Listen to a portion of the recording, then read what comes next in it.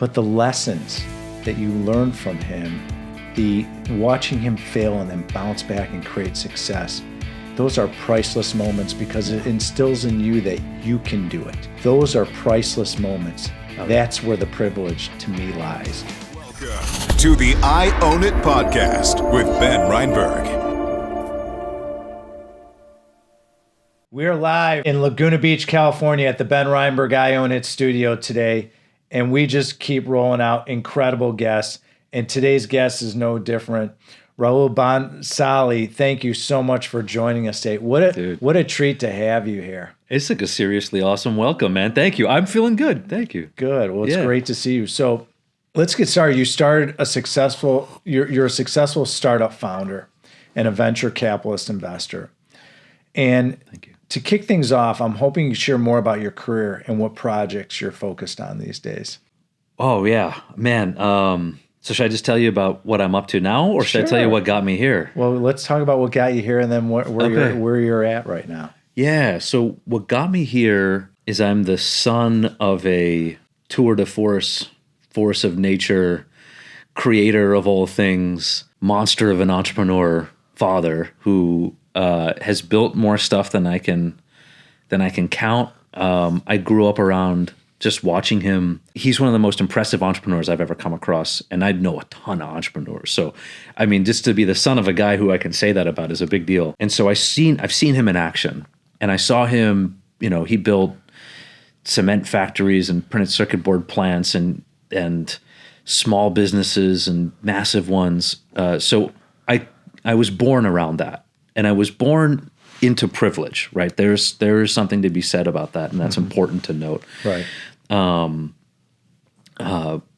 But it wasn't the privilege that you would normally expect. We had our ups and downs. Like, he made big businesses, and then we went bust like 3 times. And so I saw that firsthand, and he always opened me up to it. He always showed me the books, and he showed me the numbers, and he got me understanding, like, hey, this is where we screwed up. And so I learned from that. And what's really cool about him is that he would always tell me this story so that I go, when we talk about the success of somebody in our culture, in our community, right, where we're all from in India, Right.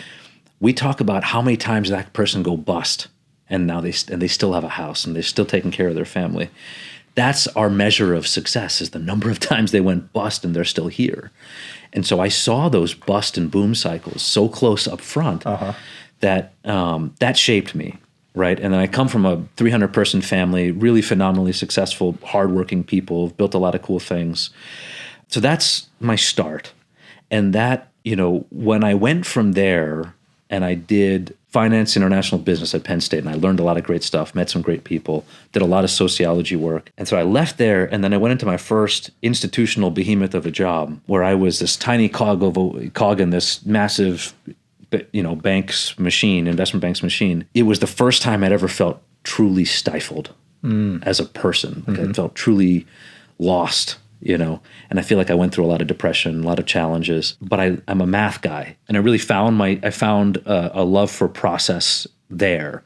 And it was one of the largest hedge fund portfolios in the world at the time. I was running risk on it. They basically told me, here's a bunch of spreadsheets, make sense of them, solve a bunch of problems, and make sure that things don't blow up. 2008, everything blew up, of course, but I had some risk models that helped us kind of mitigate some of that loss. And so I guess when I answer the question, where did I come from? I came from this mishmash of entrepreneurial wildness. I come from really awesome education background. And then I came from this place of process that kind of forced me to look at things I otherwise wouldn't and kind of become comfortable in a spreadsheet. And then that launched me on this entrepreneurial path that I haven't turned away from. I went to Babson, did my 1-year MBA, and I said, I want to build companies. And so I built a lot of cool stuff since then. That's fantastic. Your father sounds like an incredible man. And how I look at the privilege, forget about that you were comfortable and fed and clothed and had shelter. Yeah. But the lessons that you learn from him, the watching him fail and then bounce back and create success, those are priceless moments because it instills in you that you can do it. Yeah. You can handle adversity just like your father. Yeah. Those are priceless moments. That's where the privilege to me lies, is having that mentorship, who's also your father, to be able to say, you know what, Rahul, it's okay if you fail. Yeah. Because you can move forward and create other success and continue on, and you'll be immune, or you'll have thick skin to be able to deal when turmoil faces you. I think that's priceless. That's really inspirational. Thank your father. That's amazing. Yeah. I'd love to meet him. Sounds like an amazing man. Yeah. So pre-venture capital, I believe you touched many industries. What inspired you to focus on life sciences when you co-founded Formation Venture Engineering? The company I had started right before that was it was a sensor technology. Sits on the body of a worker, reads the motions of that worker is doing throughout the entire day. Scans the body 13 times a second, picks up all sorts of really amazing data, and then feeds that back in really smart ways. And that feedback translates into the reduction of injuries, somewhere between 36 to 52%. So almost cutting down half the injuries in the most injured places in the country. And when I got a flavor for how massive the impact of technology could be on the lives of industrial workers, because, by the way, I was on a flight. I was chief revenue officer. I was on a flight. I was constantly traveling all over the country, meeting general managers of manufacturing sites. And then they would say, hey, okay, show up on the shop floor and talk to our guys and our gals and figure out what their lives are, I would figure out what their lives are like. And I became friends with people who were at manufacturing sites, and I got a sense for what their lives were. And it was there was a beauty in the work that they do, but there's another side to it, is that it is brutal and it is hard and it is unforgiving, and all of the challenges that people face are very real. And so if I could figure out a way that could mitigate some of those real risks, I can't think of another thing that's more important to do with my life. And so getting how tangible that is, it really left something in me. And I said, well, whatever it is, I wish I could put it in words, but I understand what it feels like. Now, when I work on technologies that one of our companies right now in my fund is a medical mattress. It's got 400 air balloons that someone is lying down on, and they're pressure and temperature controlled. They're constantly scanning the body 5 times a second, very similar to my other technology. Wow. And they're like little fingers, always moving, readjusting depending on where that patient is, redistributing pressure. The number 2 hospital-acquired injury in the United States are bed sores.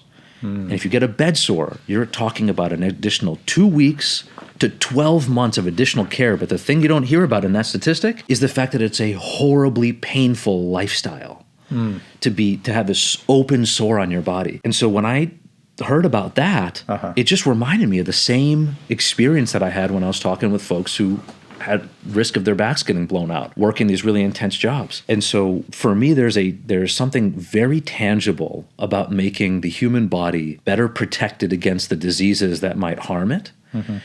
There's something very palpable about that.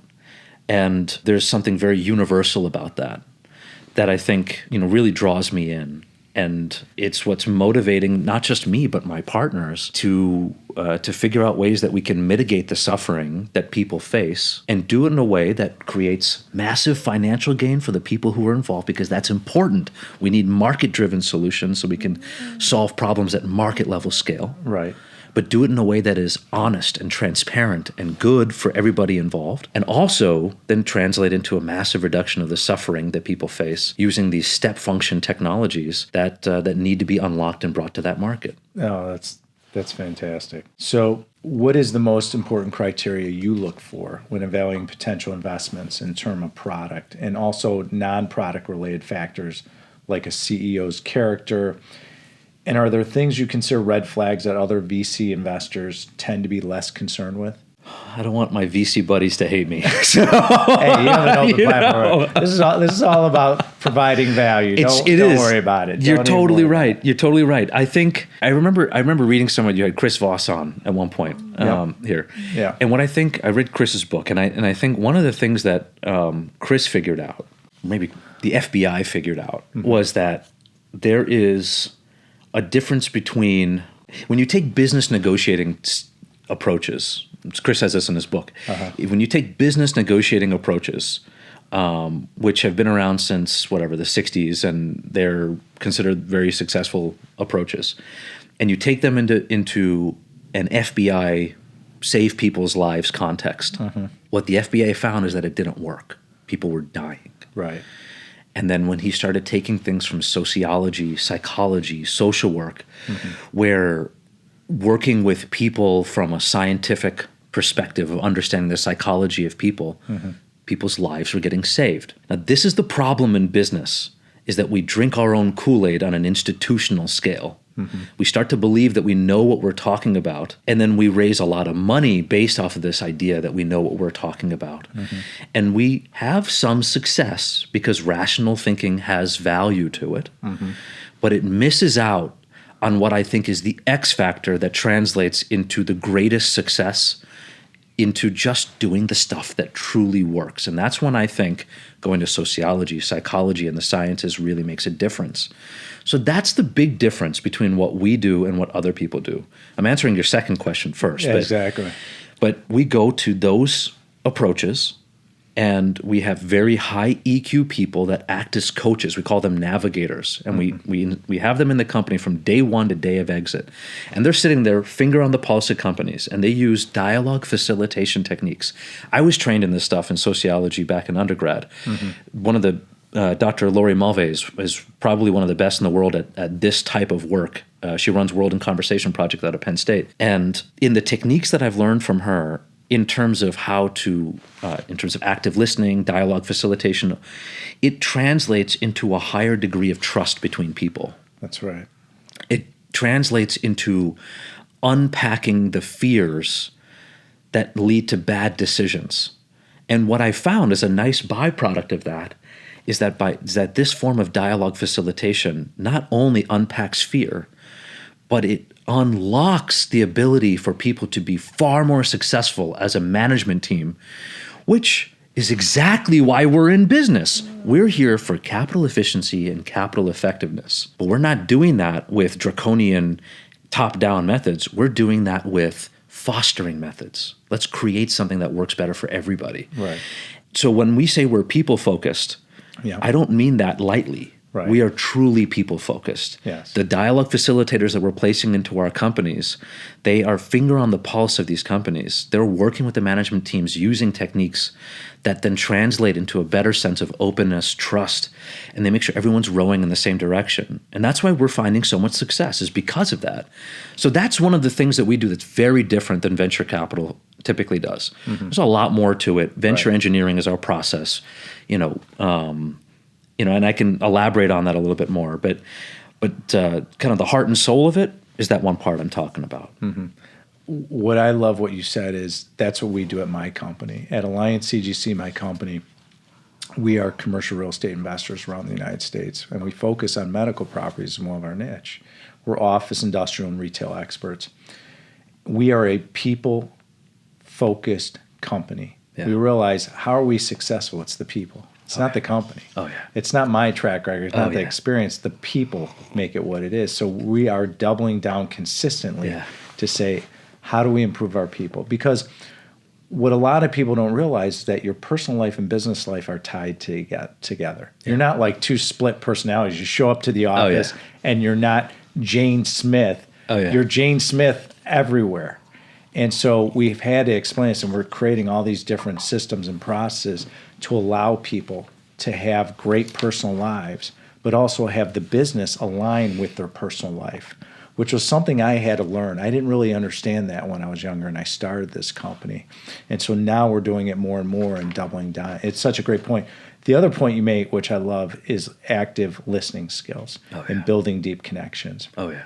I learned a long time ago, if you could understand the truth in what people are saying. It's one thing if you say, the dog crossed the road, but understanding the truth behind what you're saying and understand why you're saying it builds that deeper connection. And it's so well said. I really appreciate you sharing that. A few other strong views you had that I found really interesting was, and I quote, the necessity of conflict and collaboration instead of combat and groupthink, And number two, one thing I love that you said is role of fear in venture building. Can you elaborate more a bit further what you see as the remedy? What is human ingenuity is a big question. Right. Right. What is human ingenuity? It is tapping into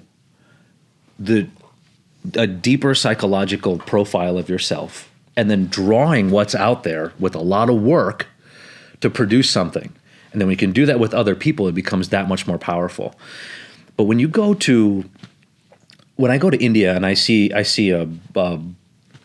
meet a guy who built a business, milking cows, right? Actually, I actually know a guy who built a business milking cows, and I've seen him over 30 years, and now he's phenomenally wealthy. But he was the guy who was wiping our front driveway, and I see how he got there, and I'm like, what he did is he had some sort of thing inside of him, and he pulled it out, and he busted his butt and he made it happen, right? But there's a human ingenuity that I think can be trained and can be pulled out of people. It can be identified and then it can be fostered. And I think that is something that exists all over the world. No one country, no one place has got a monopoly on this, I do ingenuity better than other people.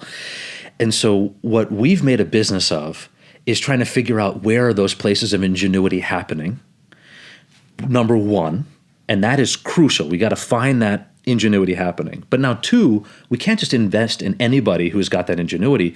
We need to invest in people who have got, who have taken that ingenuity and translated into something that is going to create a step function in the world that we are today. Okay. So instead of me walking from here to San Francisco, the step function should be such a leap. It should be the same leap that it is from walking from here to San Francisco as taking a bullet train from here to San Francisco. That the intuitive, the technological leap, all of that, that's the kind of leaps that we're looking for. And when I see that kind of leap, I'm like, that's what we want to get in on. Okay. The next thing we're looking for is an openness to whatever the truth is. Mm-hmm. And so that comes two ways. One is a natural openness in that person. Mm-hmm. And the two is a natural willingness to find the truth that may not agree with what that person's predisposed indications, or thought processes are. When you can find people that have got these three things, you are looking at massive potential opportunity for benefit for everybody involved. Mm-hmm. And when a key thing for us is, okay, now let's once we find we find that kind of juice, that kind of mm-hmm. that approach, mm-hmm. then we want to get down to work. And the work is having hundreds of conversations. So now we found the person who's willing and open to the truth. Now let's get down to the work of exposing that person, that business, to as much truth as we possibly can. And so in the first 3 to 5 months when we invest into a company, we are funding 100 to 300 conversations to happen. We are funding the time, we're funding the time necessary to get to do that work. And we'll go out and have these hundreds of conversations with people, and we'll ask them very humble questions.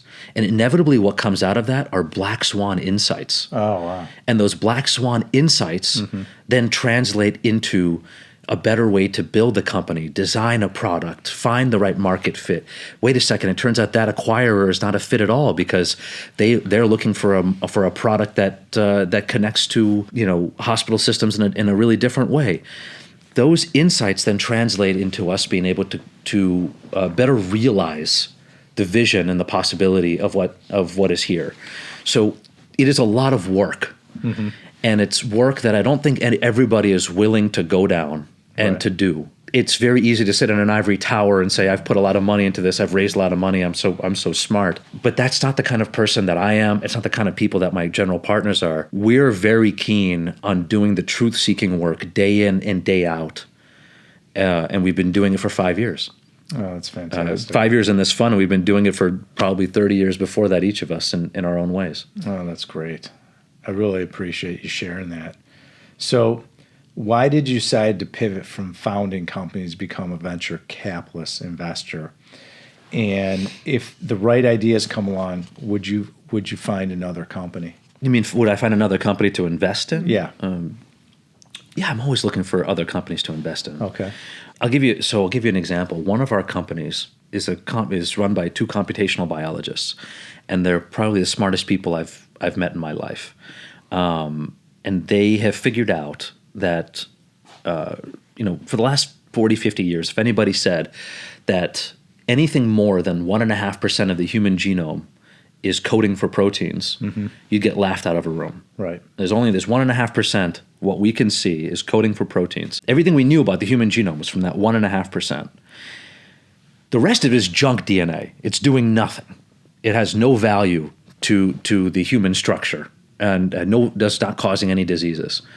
Now, what Sudhakaran and Ruchi figured out was that through computational biology was that it is in fact coding for proteins, and they can prove it.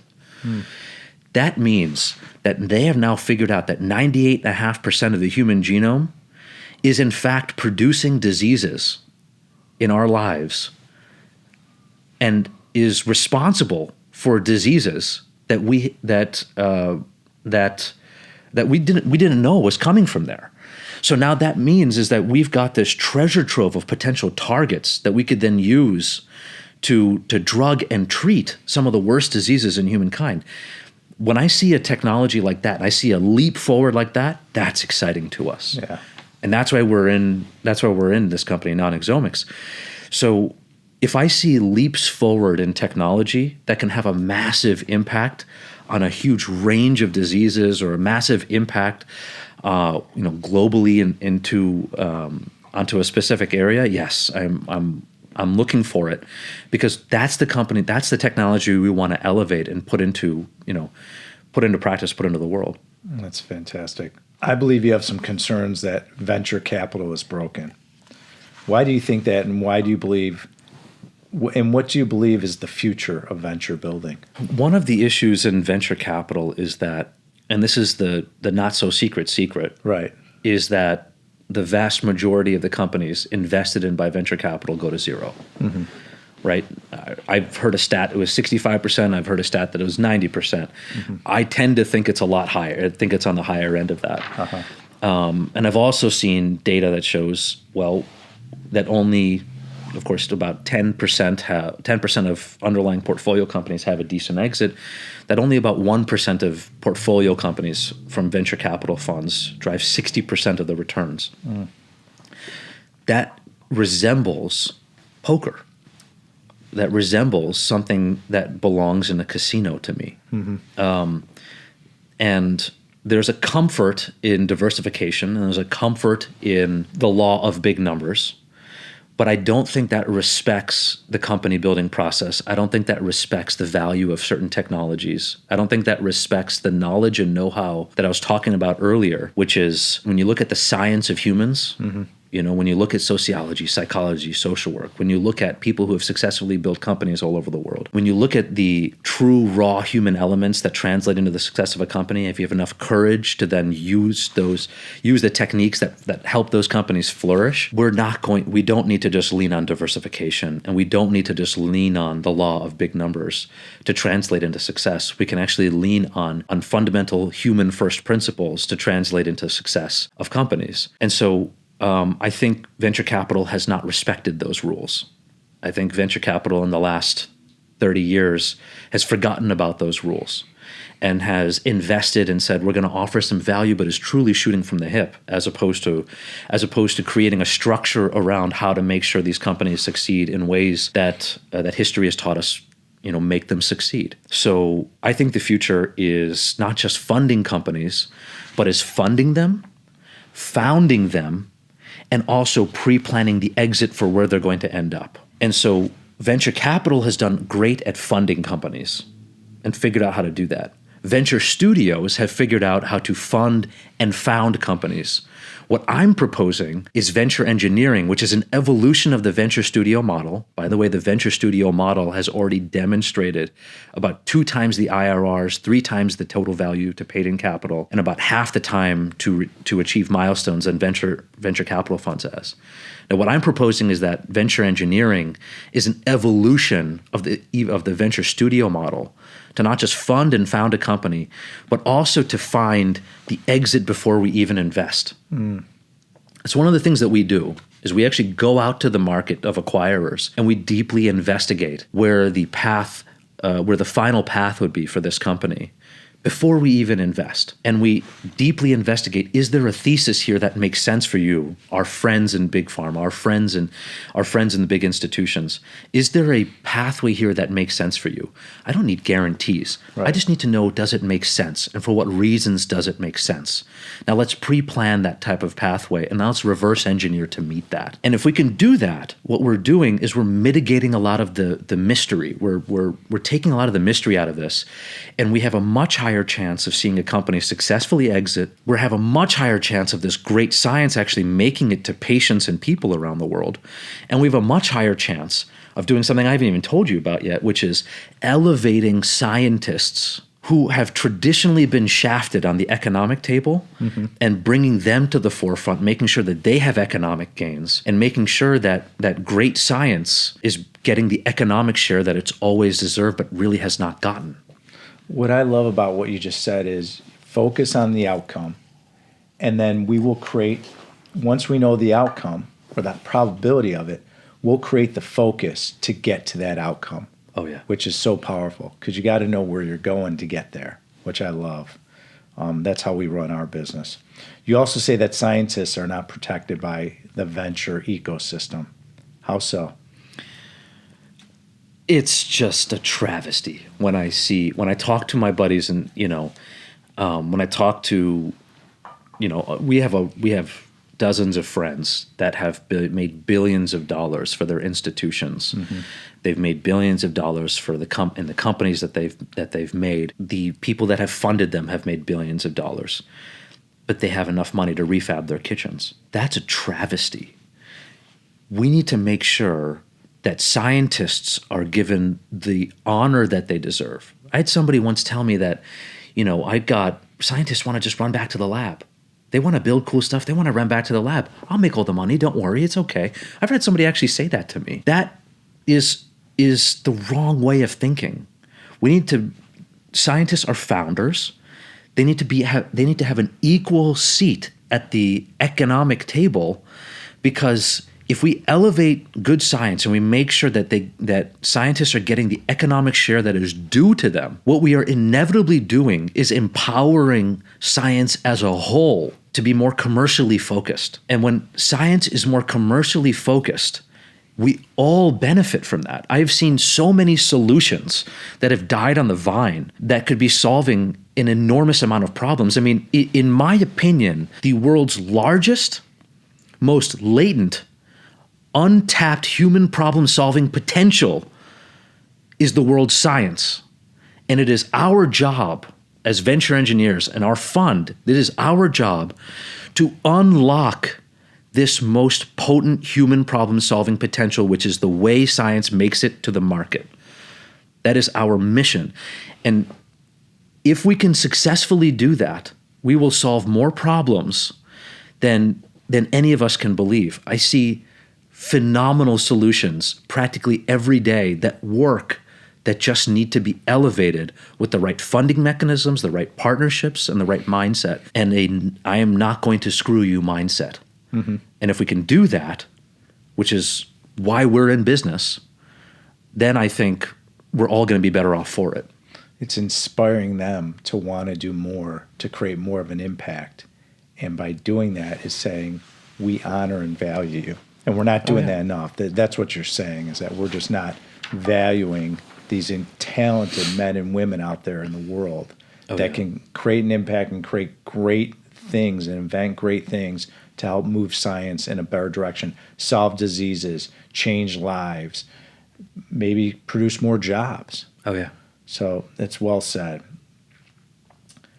So we talked about a little bit before we went on air. I recently got into meditation and have a meditation practice multiple times. It's been a game changer for me. And you have meditation rituals, which is inspiring me. And we're going to talk afterwards. Explain a little bit your meditation practice and what resonates with you, and elaborate further how has it impacted you to think more clearly. It has for me to be more focused, think more clearly, build better relationships. And how's it impacted you when you structure your life and in your business decisioning? There's no one thing in my life that has had bigger impact than my meditation practice. It's hard to even grasp at a feeling of what my mind would be like had I not been meditating since I was 24. I practice a deep insight meditation, Vipassana meditation. I've been doing it for a long time. Literally, the fabric of my mind has shifted. I used to have these inner rage spells in my mind, right? And I would go to happy hours and I would play video games for 8 hours straight, and that's how I coped, right? I mean, I had coping mechanisms. I had a whole system of coping mechanisms for how to deal with this inner outburst that I had. But that was all just Band-Aid solutions. I didn't have a tool to sit down and actually face this problem head on. And I was struggling for it for a long time. I read every book I could. I thought I tried everything. But really what I was doing was I was just dancing. I was dancing on the surface of my mind, right? I was jumping from cloud to cloud, and I was ignoring this ocean beneath me. I was playing intellectual games, and I was not dealing with this kind of well within my mind. But the truth was, I didn't have the tools. I didn't have the tool to do it. And Vipassana meditation was that. It was the tool set that I was looking for. And it was in its simplicity. It was in its lack of commercialism, which I was mentioning to you earlier. It was in its transparency, right? Master and student all do the same thing. Nobody makes any money off of this worldwide. It's simple, but it's brutally hard. It's the hardest thing I've ever done in my life by far, to sit for 10 days in silence and just observe myself. I mean, you think the silence is hard? How about meditating 9 hours a day? That's hard. Wow. Right. But what makes it hard is the very reason what makes it valuable, is that you're sitting there facing yourself, right? I know a ton of people who say to me, Rahul, I'm never going to do that. That's great. You do it. Go have a good time. I'm never going to do that. And I just say to myself, well, great, that's okay, but you don't realize how much pain you are in. They say, I'm fine, I've got nothing wrong in my life. You don't realize how much struggle that you are facing on a daily basis. And there are moments where I realized the struggle I was facing. I'd wake up on a Sunday morning hungover. Man, what am I doing with myself? Right. I would not get a job interview, and man, I would break down and it would be tough. And I was like, wait a second. These feelings, I've been feeling these for a long time, right? When you're in the mix, you don't realize how much you're hurting. Mm-hmm. That's right. And when you start meditating, you realize how much you've been hurting yourself. You realize how much struggle you've been causing for yourself. And so that's what happened to me. And I realized how much I was holding myself back. How much, all of the struggles of the mind, right? It wasn't just anger, right? I mean, anger is a really sexy term for a guy to talk about, but it was jealousy, it was fear, it was feelings of smallness, it was feelings of oh man, I wish I had as much as that person had. It was all of those things, right? All of those leftovers of our evolutionary process that have that don't really help us so much, as much as hurt us.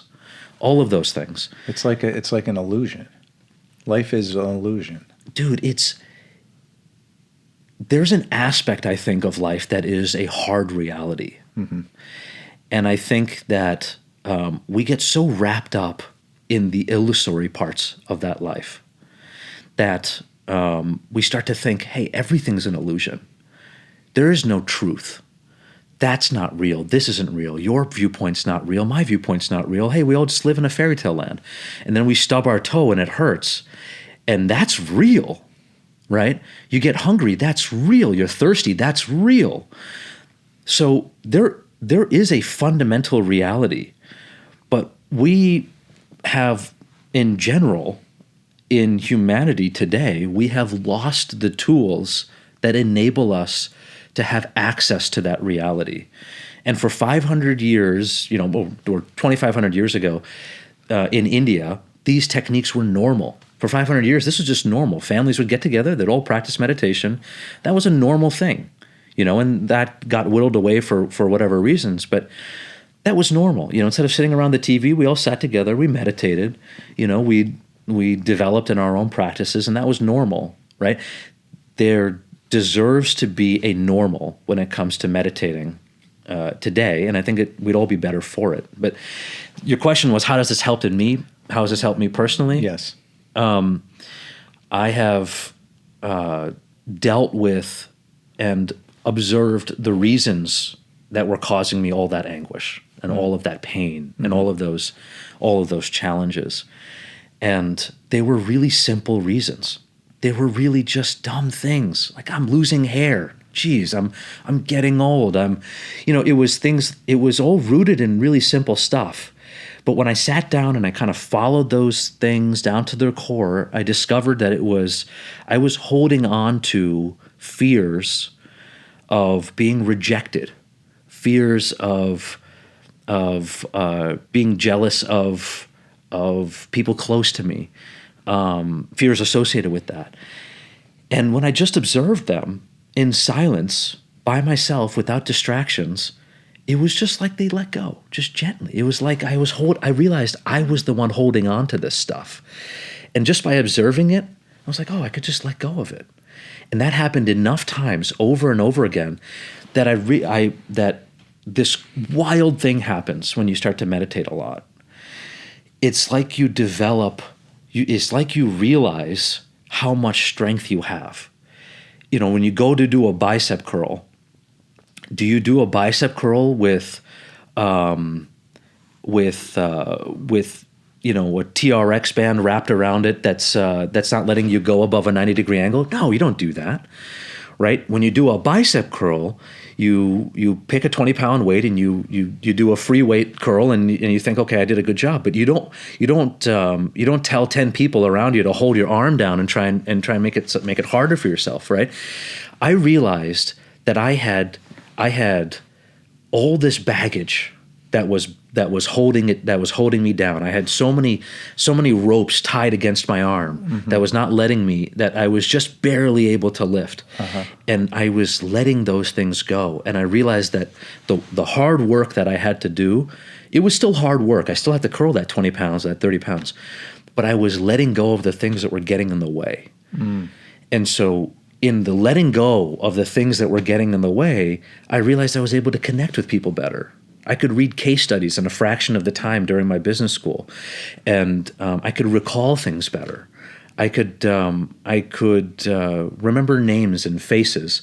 Those are the small things, right? I mean, the big things were I was, my problem solving capacities just skyrocketed. I could see my grades shoot up. I could see, this during grad school. Post grad school, I could, when I'm connecting with founders, I could identify problems way before they became problems. I was a much better salesperson because I was connecting with people on a more human level. It was like exponential, the impact. I talked to people and I realized this is something that someone is afraid of, and I could pinpoint that. And then I could say, you know what, I think that this is something that is a problem for you, so let's create a structure that protects that. Those things became just readily apparent, right? There's a danger in meditation, which is I can talk about all the great things, all the great byproducts. And the danger is, hey, let's go meditate to try and get those byproducts. And if the purpose of meditation is to get those byproducts, I guarantee you will have no benefit. Literally nothing will come your way. But if you go to meditate, the way I meditate, if I go to meditate for higher spiritual path, then benefits will inevitably come. But the only purpose of meditating must be a higher spiritual path, and then everything else will follow. Whatever needs to follow will follow. All I can say is these are the benefits that I've had. These are the results that I've had, and it has translated into a clarity of moral purpose in my life. For me, it is very important to make a lot of money. I'm going to make a lot of money, and I'm going to do it for a lot of people, not just myself, though. I'm not out here to make a lot of money for myself. The principle of maximization of value that is this kind of core capitalistic value out there that everyone talks about. Right. Let's maximize value. I think that's total garbage. I am in this to maximize value for others and myself. And I want to do that in an honest way, in a way that is good for people involved, that translates into results that are good for everybody involved, and that translate into a massive reduction of human suffering. And that's exactly what I'm doing with my fund, and I'm doing that for everybody, and everyone is doing it for me. And so, when we talk about meditation, it is very, this is all linked. What I'm doing with my life, what my team, what we're all doing with our lives, it's all linked. And I think when those things are connected, it inevitably leads to good for many, many more people than just the ones directly involved. Well said. Well said. Outside VC investing, obviously, I'm big into commercial real estate. What asset classes do you ever invest in outside the VC world? I do a lot of real estate. Okay. So, what type of real estate do you like? My family's into a lot of real estate. So I will do. In India, we do a lot of land. Okay. So do a lot of land investing. We were doing hotels at one point. So there's just really good IRRs attached to it. Very low risk. I'm very portfolio minded with my own investing. So I'd say, probably 50-60% is kind of driving on the real estate side of things. I'm very focused on this idea of building assets, and having assets that have the capacity to be borrowed against. And there's a lot of reasons for that. I mean, the big thing is I'm relatively young right now, so sure. I'm cool with taking on a little bit more risk in my own portfolio, borrowing against my real estate assets to get more real estate assets. I know, to an extent, you got to be careful of the game of musical chairs, right? But it's all about not over levering yourself and keeping your debt to equity ratios in a good spot. So we do that. We're pretty smart about it, I think. But real estate's huge. I am pretty partial, and I've been out there kind of looking really carefully at small business portfolios. I'm a huge fan of really simple, smart, small businesses that can generate 10 to 20% IRRs, real consistent cash flows. I'm a big fan of that kind of stuff. A large part of my portfolio is in venture, right? And that's just because, I feel really comfortable in that. But outside of that, Babson taught me this about small businesses, is that, you can build small businesses in such a way that they're just cash machines. They produce really phenomenal returns. Right.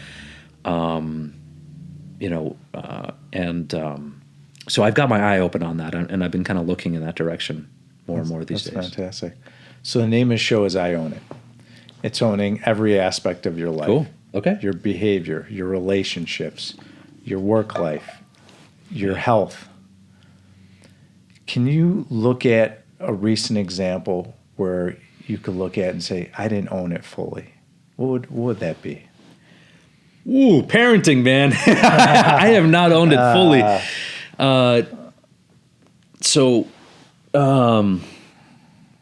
I get Instagram messages from my wife at 2 a.m. Where she's just thinking about parenting techniques, how to be a better parent, how to manage conflict better, how to not be engaged in the power struggle. And if it weren't for her, man, I don't know what would be happening, right? But I think, I could spend a lot more of my energy thinking about how to be that.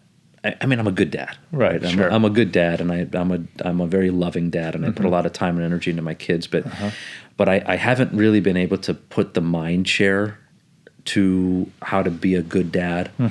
Or how to be the best dad that I can be. I haven't put the mind share to it as I really want to. Well, I can give you one tip. Yeah. Your kids watch your actions. They don't care about your words. Okay. I learned that over the years. That makes me feel better, man. if you want to have healthy kids and you're into health, they'll see that. Okay. They'll see what hard work looks like. They will gravitate to your actions. That's one thing I've noticed is that the words come and go, but the actions is what they remember. Yeah. Well, that's part of it. What's the best way for our audience to stay engaged with you, learn more about you, and continue on the Rahul path to really be inspired by what you do? Thank you. Yeah. So I just built an Instagram page, and so I'm putting myself out there a bit more. Nice. I've been really under that. You're preaching to the choir. Yeah, I just got on Instagram not even a year ago. Did you? Okay. Look at my page. You can see it's really growing, but it's interesting. That's awesome. Yeah, it's very interesting. I just started. I'm starting to put out a little bit more of what I'm up to. Okay. And kind of what we're doing as a team. Great. So I think that's the best way for us, to be in touch. And I really want to hear from people because I want to, feedback loops are really important to me. Right. Right. What is meditation other than a feedback loop? Absolutely. Feedback loops are really important. And, I would say, hey, just send me an email, but that's not the way. The real way is let's engage. Instagram is really a great way to engage. Send me messages. Let me know what you think of what we're up to. If you're up to something, tell me what you're up to. I want to connect with folks. And so I think that's the best way. Great. We're going to wrap up with our 3 questions. Are you ready? Oh, boy. Here we go. All right. So in our studio, generally speaking, we have a couch. I would say, Rahul, lay on the couch, close your eyes. You're about to turn 40 shortly. Oh, yeah. Go back to when you were 16 years old. With all the knowledge and experience you have today and the lessons you've learned, if you could talk to your 16-year-old self today, what advice would you share with yourself at that age? What I think is right is in fact right. And I would go on to be really specific. Okay. I like that. I remember when I was 16, I was so insecure and I was so unsure of myself. And I was so grasping for trying to figure out what was real that it was such a challenging time. And I had so many messages telling me that this is what's right and that's what's right. And I was looking everywhere. I was looking at religious books. I was looking at business books. I was reading Mario Puzo's books to try and get guidance from The Godfather, right? I mean, I was like, please, somebody tell me what is truth? What is real? And I didn't have something that it would have helped from the future version of myself to say, hey, you're actually figuring it out. You're okay. What you're doing is actually, you're not so off. You're not too off from what you should, how you should be thinking. So yeah, that's what I would tell myself. So it's our last dinner. God forbid. It's just me and you, kid. It's our last meal together. Your choice. What are we eating and what are we drinking? We are drinking we're going to a town called Jodhpur, which is where my father's side of the family is from. Okay. We're going to a shop called Mishri Laos. Ooh. We are drinking this lassi that they make in Jodhpur. It's a yogurt drink that they took out a lot of the water, so it's like you're drinking Greek yogurt almost. Oh, it's wow. It's like That smooth sounds and interesting. tasty, and it's got it's like so good.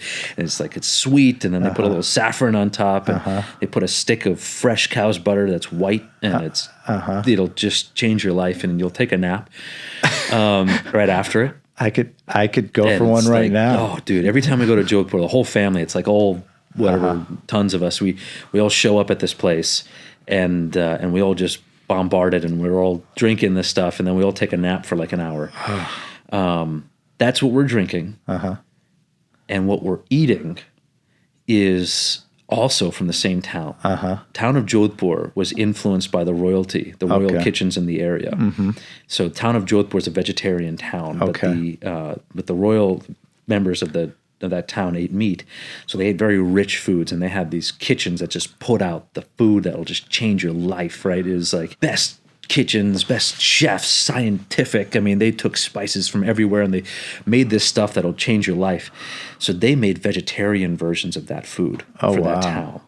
And I'm talking, I mean, Michelin star stuff comes out of Jodhpur. And I think the epitome of their food is this thing called the Govind Gatta. And the Govind Gatta is chickpea flour that's rolled with a ton of spices, and they chop it up, and there's the big pieces of it. They fry those pieces, and tons of garlic and tons of onion, and they make this like super rich sauce. And the inside is just a little bit of garlic and onion, and when you eat it, it crumbles, and it's filled with butter, and it's gonna, you know. So we eat that, and we might actually turn the whole thing around. You know? But that's what we're eating, Govind Gatta. Fantastic. So in our studio, you see a grand piano, a drum set, and electric guitars. Okay. If you could have any musician or band come in studio, they could be living or deceased, Rahul. Your choice. Who do you have coming through that door? And what song are they playing us? Ella Fitzgerald. Ooh. I Get a Kick Out of You. Oh. And we give her the whole band. Wow. We get, we put them on a little podium, and we make the room a little too warm, so we're all ready. We're all sweating while they're kicking it. And the band is knocking the instruments over, and she's just having the time of her life. And listening to her bring the fire would be one of the greatest musical experiences of my life. Love that answer. Well, thank you so much for joining us today on the I Own It Show. What a treat. Thanks for all the knowledge you dropped. I'm sure everyone will enjoy it. If you are interested in listening to more episodes like this, like we just had today on the I Own It Show, feel free to drop kick that right-hand button and click subscribe on YouTube. Also, feel free to click the like button as many times so we can let this content that Rahul just dropped on everyone go viral. And if you are interested in following me, go to benreinberg.com. You can follow me on all social media platforms. And if you are interested in investing in commercial real estate passively, feel free to log on to my company, AllianceCGC.com, and feel free to look at our brand new fund, the Alliance Medical Property Fund. It is the hottest #1 fund on the market in commercial real estate. Rahul, thank you so much for joining us today. What a pleasure. You own it. And that's why we wanted to have you on. Thank you. Thank you for listening to the I Own It podcast with Ben Reinberg. To hear our past episodes and connect with Ben, visit benreinberg.com.